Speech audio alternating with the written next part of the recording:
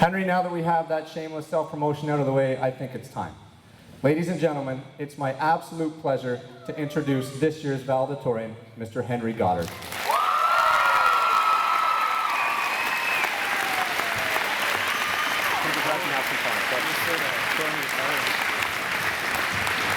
Just got roasted a little bit out here. I feel kind of...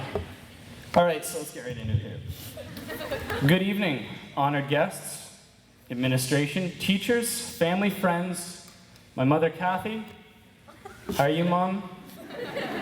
And of course, you guys, the class of 10, or 2010, or it doesn't really flow that well, actually, 10.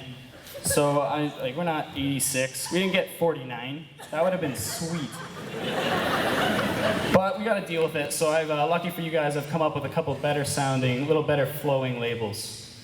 So among the buttes, we're class of Route 100. Don't worry, Mr. Fisher, that's more of an advanced joke, and I understand you might not get that. So I came up with class of 8+2. For you, Mr. Fisher, where are you? There you are, big guy. Or we could even be class of Brendan's literacy test score. I'm sorry. I'm sorry, Martha. I'm sorry. Regardless of the title, though, class, we made it.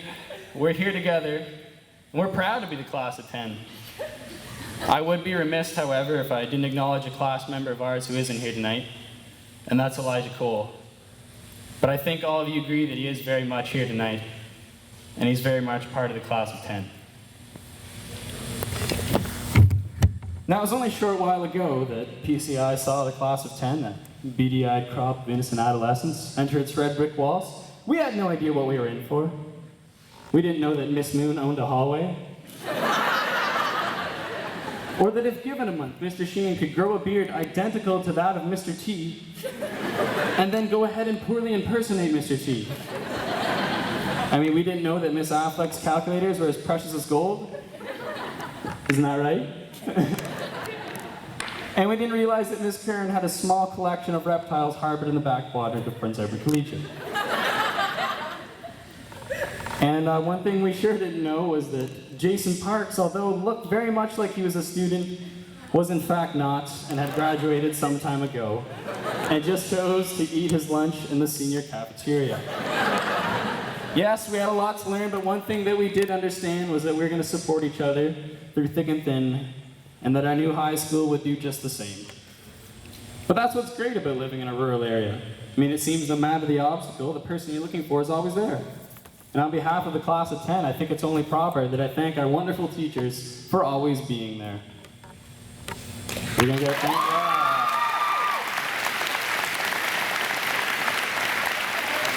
A rousing hurrah would help after each one of these. The EAs, thanks for always being there. The custodians, no matter the mess, you guys were always there. Miss Markle, thanks for always being there. After 8:05, in which case you then opened a library and you were always there.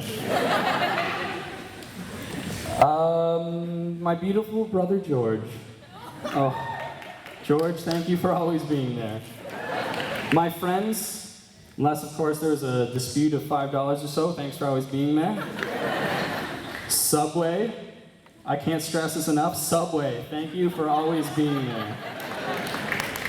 This is kind of shameless, but I was told to give a word to my sponsors, so Don Stan and all the wonderful people at McDougall Stan Insurance, real people working for you since 1947.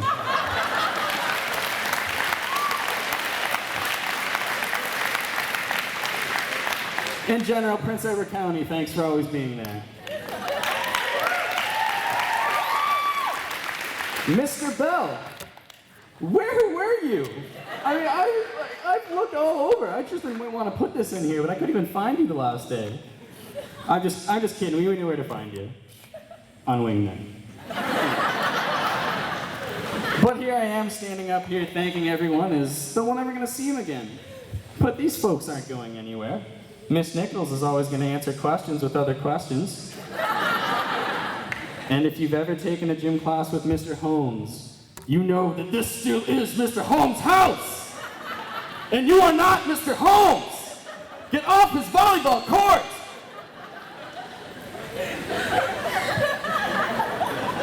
Mr. Young's gonna look the best in a pair of chaps. Because he rides a motorcycle, get your minds out of the gutter. You're always gonna hear Miss Porter before you see her, thanks to her wide assortment of heels. That's not a horse in the hallway, folks. That's Miss Porter passing by. Mr. Hache is always going to believe that the Habs will one day win the cup. Unfortunately, this goes against my motif because that's just not going to happen again, let's say. And Town and Country is always going to waive late fees, and Dino's is always going to sell great pizza, and Cousins or Jan's or whatever that bar is could very well be there in the future. You see, Prince Edward County's not going anywhere, class of 10. I just give it a couple years. You guys will be back too. In fact, not only are you guys going to be back, but just, take a look around. Chances are you're sitting beside our next doctors, Jordan Brooks, our next artisan chefs, Andrew Huving, Eric Nielsen, our next future ruthless dictator-type lawyers, Alex Tate. How are ya? I mean, just picture it. Windmills and solar panels strewn across the countryside, courtesy of our sustainable energy engineer, Graham Van Dyke. Children studying for Mr. Keogh's next big math exam. And of course, evidence of Kevin Sarley's beautiful woodworking strewn across multiple houses in Prince Edward County. Of course, tourists and locals alike will gather from far and wide to see Picton's best street-performing mime, Joey Davies. A round of applause. I mean, I'm slightly excited to get pulled over by officers Riley Faubert, Amber Spafford, or Jamie Tarian. That's gonna be a good time. And Lizzie Evans and Kai Blakely are gonna sell drugs to Picton. In their pharmacies. They're gonna be pharmacists. You see, this is not goodbye. This is see you in 2 to 10 years when I am significantly smarter, wealthier, funnier, and more handsome than I am right now. No, honestly though, I may not be the most qualified student to be up here. I mean, I'm not as smart as Ben O'Brien, and I'm not as deceptively handsome as Jared Keogh. But since I did find my way up here, I might as well take this opportunity to share with you some words of wisdom that have given me that little push in times of trouble. It was 2 years ago, on August 16, 2008, when a wise man once turned my world upside down between sips of Rhine water. For it was he that parlayed unto me the most inspirational, deep, meaningful, and encouraging words I've ever had the pleasure of processing in my frontal cerebral lobe. The man, you may ask, was a man by the name of Bobby Hull. And it is with great honor and great respect that I relay his faithful words unto you, class of 10. You can't use a rope to push a car uphill. You can't, I've tried. I mean, take from it what you may, but what I think Bobby was trying to tell me was when that life gets tough, just take a minute. Pause, and then untie the rope, walk around the damn car, tie to the front, and pull, PECI. Pull your way through adversity. Pull past your greatest fears. Pull in everything life has to offer, and pulled pork sandwich. But seriously, just remember what Bobby said, and that's get out from behind the car and pull yourself through every open door. And when life knocks you down, you pull yourself right back up, class of 10. Thanks.